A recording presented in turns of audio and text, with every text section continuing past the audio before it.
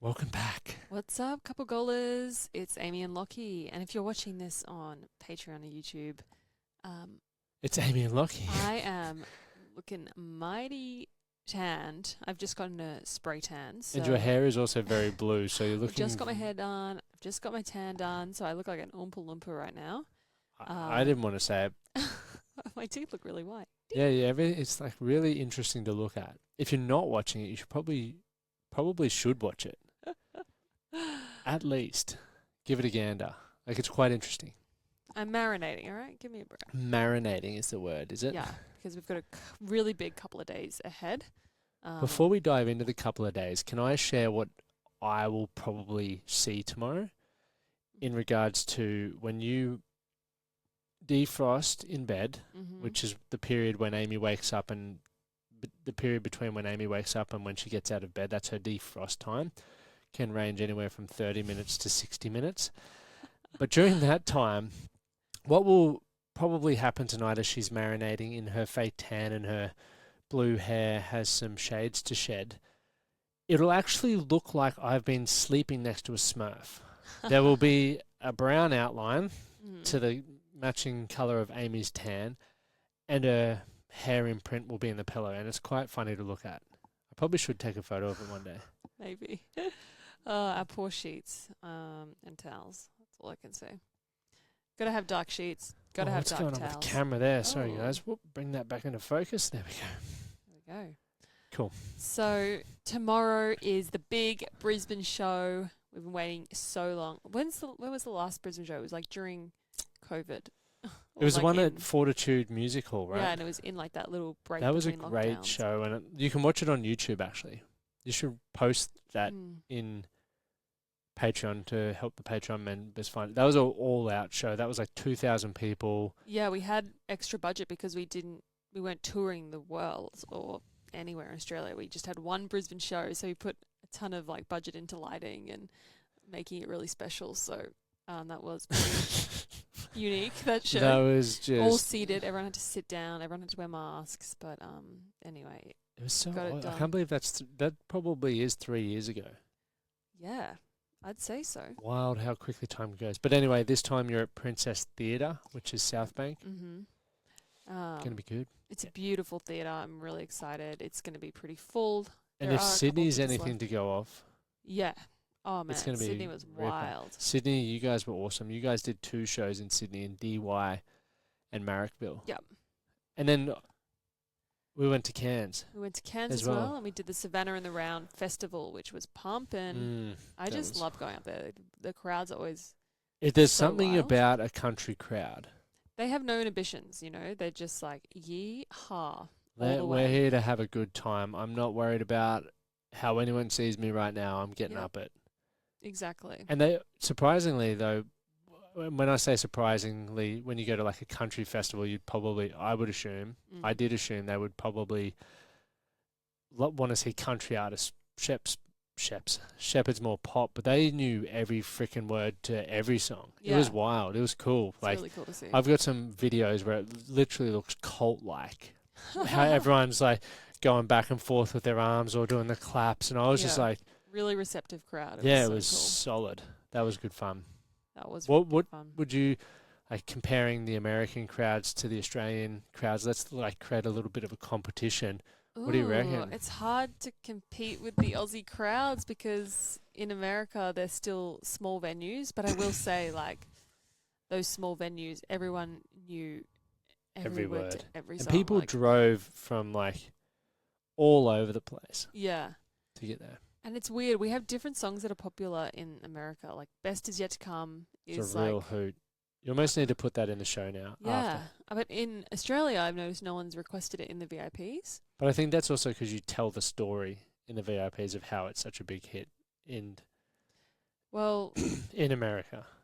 I don't know, but I just don't think we ever thought it was a big hit because we never got that reception from in Australia. But when we went to the US, everyone was like, "Oh, are you playing Best Is Yet to Come?" And we're like, "Oh, no."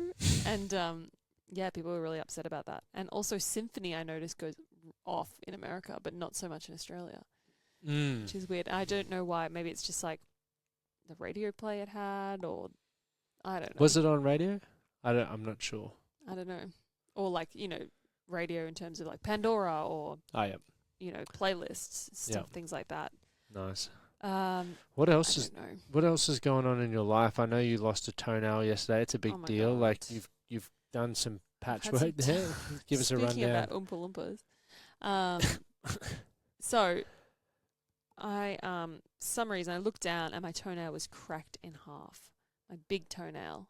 And I know the females would have experienced this at some stage, but it's the most annoying when it's in the middle because it takes months to grow that all the way out. Let's see if this works. Ready? That's solid. How do I stop that? That's shocking. Stop. So anyway, I got a pedicure today and she said, I'll fix it. And she painted on a new toenail. It's like acrylic. And it just looks normal. Well, looks good. Yeah, I like the colour. It's nice green. And then it's a Christmas green, isn't it? I got green toes. I don't like them because... Why'd you go green then? Well, I wanted like a neon green. This is like Christmas tree green. That is very Christmas-like. I feel like I'm about to pull a bonbon off your toe. Yeah, she was already into it. I didn't have the heart to tell her I didn't like it. But... Speaking of that, it's a cool conversation. Like when you pay for something, whether it's a haircut or your nails or your toenails or... I don't really know what else.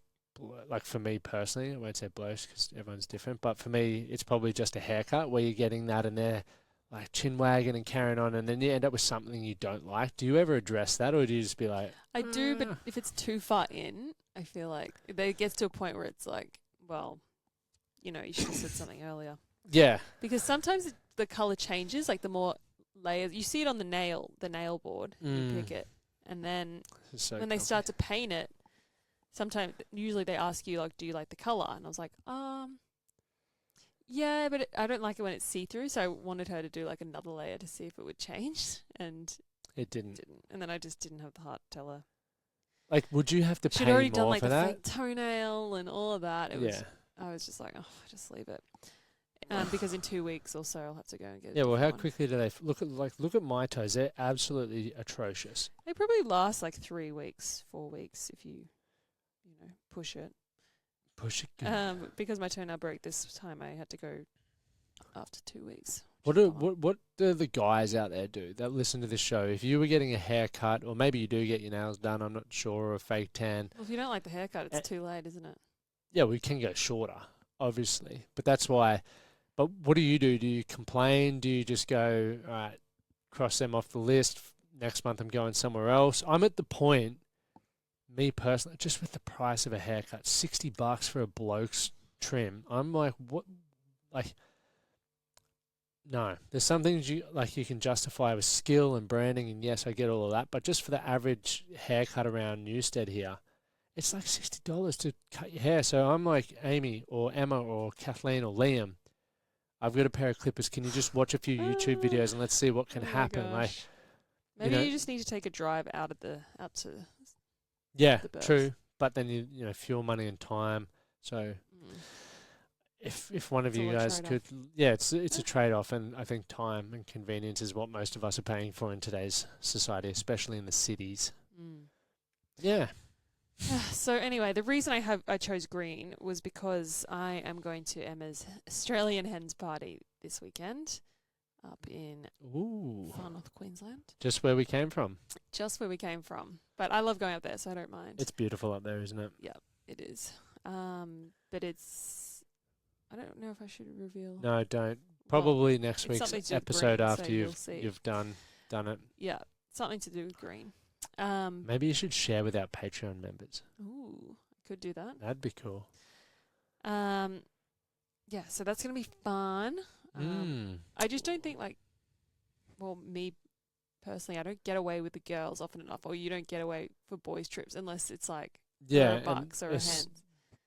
I agree.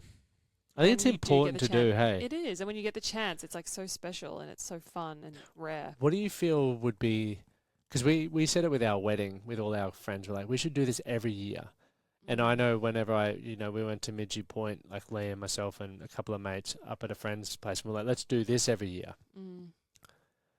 And even with you now with the Bucks, I think it's like important for you to get away with your mates without your partner, because I think it's just important. It's healthy, but you never do it.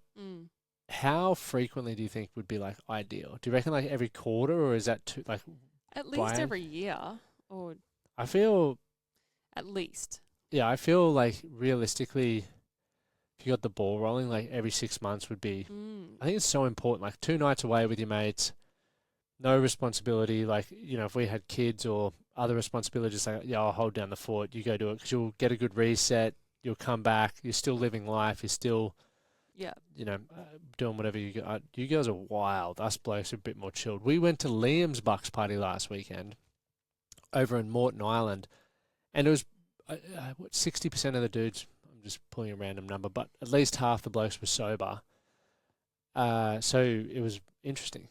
You know, we were I was stretching a lot. I was running. We listened to a lot of music, swam, ate a lot of lollies, which was nuts. Like, we literally took over so many bags of lollies and chips. And it was like one of those things where the first night we ate 4 bags of lollies and we're like, all right, no one's opening them because as soon as you open them, they're gone. And every day someone would lose temptation to be open and it would just be gone. And like, for fuck's sake, like, no, stop it. And everyone was so sick of the sugar, but it just, someone somewhere would open another packet and then they just got smashed. Yum. And I'm talking jumbo size packets. Well, if you're not having alcohol. Yeah, true. But like, yeah, I would have rather Chalky Milks or something. Oh, you know, we were, George and I kept walking down to the, what's the pub called? I can't remember the pub, but it's like a world famous little beach shanty shack. And they had maxi bonds, and I love a good maxi bond. So I would just walk down there and pound a maxi bond, walk back. It was awesome. Yeah. For our list, do they have maxi bonds in America? Well, it's like a cookie sandwich essentially. It's so delicious. But that was a cool Bucks party because I didn't have a hangover. Yeah. That was nice. Very unique. And it's also cool to see what people do when you're not just getting blind. Like, because normally, from my experience with Bucks parties, it's like the buck gets absolutely trashed. Like, I got demolished and humiliated at mine for 4 days. So it was nice to, like, not, you know, cook nice breakfasts and meals and do activities and not wake up like wishing you weren't born. So that was fun. Yeah, it looked like you guys had a lot of fun. Are you going to miss me this weekend? Of course. What do you miss? What do you feel this weekend you were going to miss most? I'm going to miss your company, and I'll have other company though. I know. So like, what specifically? What part of my company? I feel like a part of me is missing when you're not there. Gents, the best thing about a podcast is you get to have these conversations and you can record them. And so if I ever feel sad and lonely, I'll just play this one back. No, but it's like the conversations are fun. But it's a good excuse to miss each other as well because we're together all the time, which is so lucky, and I love. We do spend a lot of time, like a lot of time together, which I think, same thing. It's awesome. But I think it makes me appreciate time with friends or when we're not together more because you have that experience of missing each other rather than resenting each other. Yep. Which I think most relationships have. We're like very fortunate there. Yep, for sure. So tour's going well. Brizzy tomorrow night. Zigzagging all over. Sorry. That's good. It's been fun. I think we're a well-oiled machine. I think I've said that in multiple episodes, but it's true. I feel like we're just getting better and better at touring, and it's becoming more fun and seamless. Yeah. So I'm looking forward to hitting up Melbourne, Adelaide, Perth. I'm excited. Kiama, Sunshine Coast. Yeah. But I will say Perth is a little slow. What are you doing, Perth? Can I be honest? About this? I'm not going to say numbers or anything. Perth is on, obviously, beautiful part of the world, like incredibly picturesque, but it is in the middle of nowhere. Like really, to get there from anywhere else in Australia is a pretty decent flight. And so when you think about a touring band, and we've got a crew of 10 people, so you can do the math on flights, put that accommodation on top of it. Baggage. Baggage, don't even get me started on that. Fuck. Instruments, all of that sort of stuff, setting up a show, lighting, everything. Like, it's a very significant investment on Shepherd's part. Or any touring band. It's why a lot of bands, I think, miss it just because of the cost. And when people don't show up to it, it just gives us more evidence as to why maybe next time you reconsider going over there, because at the same time, as much as you want to play in front of fans and see them and connect with them and do all that sort of stuff, it's also a business, like it's a livelihood, and anyone on this show would not say, hey, we're going to go to work today and we're going to lose $20,000 or whatever it is, Yeah, because it's fun. Because it's fun. Like, yeah, it's fun, but it's when you look at your bank account and you lose X amount of dollars on one show to play, it's almost cheaper to fly fans over to other shows. So I think to keep that in mind for people, especially, and it doesn't, not just Perth, like it could be Darwin, it could be any regional town where there's not a local airport, or Australia's a bit more challenging than the US, like to travel around, but any place where there's not acts, if acts do come, support them. Obviously, one, if you like them, but support them, because there's a greater likelihood that more bands will come, because what managers do and booking agents do is they see where people want to see live music. And if you're showing up for live music, they're going to recommend bands go there. But if you're not showing up, they're not going to recommend bands go there. So supply and demand. Yeah, it is frustrating to see comments being like, Perth misses out again, like for years and years. Then when you get there, ticket sales are low. Yeah, tickets are, But I understand, like, it's a hard time economically for everybody. For sure. But yeah, it's just a shame that we're making all that way. We're taking the flight, putting in the time and the money, and yeah, it's just the reality. I think it's important to talk about the reality. But, I don't know why other states have sold and Perth hasn't. Why? Why Perth? Yeah, and you got a big listenership in Perth. So yeah, once again, there's so many variables. So we're not, heaps of variables, but that's just one of the things. And especially like East Coast, you can tack on, multiple shows in a similar location, so it can potentially cover a loss in the show and make that up. But when you're flying to one place for one thing, it's very hard to find a way to make that loss up. So then you're carrying a loss around, and as I said, no one wants to do it. So yeah, we're obviously heading to Perth, which will be fun, but hopefully we sell more tickets as it gets closer. Definitely, guys, if you're listening from Perth or people in Perth, get them to go along, because this might be the last time we go to Perth. I hope you sleep well tonight. No. Okay, that's horrible. Very morbid. But we will try and get back as soon as we can, but it's not enticing when we can't sell tickets there. No, exactly. All right, should we do the Reddit? I'm very keen to hear the Reddit. What do we got? Okay. My wife got a neck tattoo. Ooh. I'm just going to say, before you read any more, I'm not a fan of a neck tattoo. Okay. So don't ever get one. Well, I don't think it's for me, but it's just, some people pull neck tattoos off like crazy. But this is a little more complicated because she didn't talk to him about it first. So hold on, was it his wife? Yeah, 8 months ago, my wife texted me whilst I was at work and told me she had a last-minute tattoo appointment. I've never been a huge fan of tattoos, but she'd been collecting them on her arms over the last year, so I assumed it was another one on her arm. By the time I checked my phone, she was already at the appointment. When she was done and sent me a picture of her new tattoo, it was a black and white piece about the size of her palm in a spot I'd never dreamed she'd get one, right on the side of her neck. I was shocked, to say the least. I didn't know how to respond. When I arrived home later that evening, I saw it and I was still in shock. Couldn't believe she would go ahead with a tattoo in that location without even mentioning it. I'm not saying she needs my permission. She's free to do what she wants with her body, which I think is an important point. I was about to bring that up, so carry on. But I figured that as we're married, that it's something you don't just get without some sort of communication in the matter. Yeah, I feel like a neck tattoo or... Well, it changes the way you look. Yes. So I'm 100% all for your body, your whatever, that's fine. I think it definitely... But I married you... I think it's like relationships in general. Like when you commit to a relationship or a business partnership, you know what you're buying into at that point in time. And therefore, in order for things to grow together... there has to be the communication, and like sometimes there's slight compromise. But if you're just doing things like that, to me, it's like you're growing apart. Because me personally, if you came home with a neck tattoo and hadn't spoken to me about it, once again, you can do what you like, but I don't think I would personally find that attractive. Well, I just think like the values wouldn't be aligned with that. I don't know, like. And so for me, it's like, okay, well, now our relationship has a bit of friction.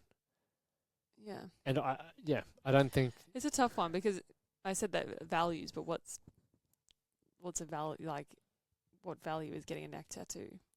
Do you know what I mean? What's appearance, right? Really, like you value a certain type of look. And once again, looks are always going to change in relationships. Like as you get older, you put on weight, your face changes, you get wrinkles and grey hair. Like looks are ever changing. Yeah, you know? But I think that's more gradual. There's nature, like the effect of aging, and then there's, I don't even know the right word for it, but there's external things. Like even for me personally, I'm not a big believer. I'm not attracted to all the Botox and the nip tucks and all that, and like heavy makeup. Like I much prefer you without any makeup on. I don't understand you got to wear makeup for your shows, but I 10 times out of 10 think you're more attractive when you've got no makeup on. And that's my personal preference. So that's where it's like, if you choose to do that, if it was always like the biggest deal for you possibly, I don't think for me, I'd be like, oh my goodness, like really? I don't think I could. Well, that goes into values. It's like I probably value my time more than like, I don't know, sitting in a. Yeah, it's hard to say what but specific. It's hard to say because I have had like the lashes before, and I've sat in 2-hour appointments before. Yeah. But I know what you're saying. It's And I don't think that's to take away from either person. Like if that makes you happy. Yeah, if that makes you happy, awesome. And if that's the look that you like, awesome. But if it's not the look that your significant other likes, if it was like overnight, it would be such a shock to your partner. And I feel like you can't be disappointed if they do say, "Hey, I don't like that look." And he does say, it hasn't changed the way I feel about her. I love her so much, but I just can't get used to the tattoo. And that's once again, that's going to be like that will become deeply. friction. Yeah, I just don't think the neck tattoo suits her. It's borderline ugly, and I don't think I would like it even if it was on anywhere else in her body. Yeah, so I just think there should have been a conversation around it first, right? Yeah. Because that is a big shock and a big change in someone's appearance. You know, if someone was to get breast implants, like you'd have a conversation about that, right? Before you just come home with some big jugs. Not that she needs permission, but it's just like, hey, heads up, like this is what I'm thinking about getting. Like, how do you feel about that? Yeah, because I think that's the biggest thing. It disregards his feelings. Yeah. And you're supposed to be growing together, so therefore, and it's almost like an act of rebellion or something. I don't know. Yeah, well, it'd literally be like the flip side. Other examples could be me just disappearing for a weekend with the boys and not telling you, and you trying to call me. Like, to be fair, it's the exact same thing because you're doing something without a conversation or communication and consideration on the other person. I don't know. I feel if that's what she wants to do, but I think the conversation needs to happen. What do you guys reckon? What do you reckon? What do you reckon? Do you feel if your partner came home with a neck tattoo and didn't ask you about it before or even discuss it with you, do you feel there should be a conversation around it, or do you feel like you're stepping out of line by bringing something up even if you don't like the way that it looks? What's your thoughts? Well, let us know. Let us know below. All right. Well, I think dinner's on the table. I can smell. We're having a roast tonight, and I'm like, oh my gosh, a home cooked roast doesn't get better than that. I've not stopped eating, and I'm starving. Yeah. Okay, team. It's been awesome as always. If you love in the show, and yes, we missed 2 weeks. We were touring. Forgive us. We got to stop saying that because I don't like that. I think that's a shit excuse. So we're going to get on top of it. Trust us. But yes, we have been touring. We just need to get more efficient with our time. Well, we've got our kit back home and we've got this set up now, so that's good. We're going to have Emma and Liam on next week again, so it's been a while since we've had those guys on. I think they're now married, so we can talk about married life. Oh, they're having a second wedding too. Wait for the goss. And we'll be able to talk about the Brisbane show. Hopefully you don't scratch your eye or have too big a hangover after this party that you're doing, hens party, and I'm going to be going up and catching up with some of my buddies and their babies in Toowoomba. So that'll be fun too. All right, guys. Lots of love. Hooroo.